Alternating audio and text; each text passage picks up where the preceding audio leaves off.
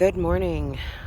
As I'd said, use what you have to get things started. Some lemon balm, some motherwort, sheep sorrel, fenugreek. We have some rhodiola rosa, bitter melon, lady's mantle, and some St. John's wort. And we're hardening the plants right now. They were inside. We're getting them used to being outside. They're doing well this way. So we got some peppers and carrots and chili peppers, habaneros, and all those good things. The baby corn's doing well. And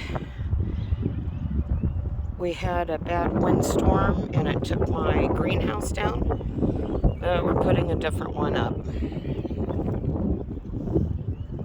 We have more of the strawberries popping up. They're doing well. In just a few days, so many more have popped up out of the container, so they're doing well too. Hopefully have a really good harvest this year. We had another shoot off here from I believe it's a blueberry plant, but we have some more here too. So they've been busy bees during the winter time.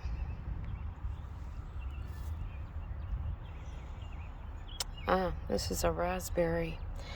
I was kind of wondering if this bush was going to survive. Now everything was covered. We did baby the bushes this year, and the good thing is, if you can see there, we do have some growth. So that's great. This is a blueberry bush, and it is budding. And I was kind of afraid it didn't survive, but it did. And this one I'm not so sure about. I don't have any propagation on other shoots, but we've got the hardneck garlic and we've got softneck garlic that's already popping out there. You use what you can. You do what you can. You don't have to have a big garden. There's ways to make the little bit that you grow spread out. Utilize natural fertilizers, coffee grounds, banana peels, eggshells.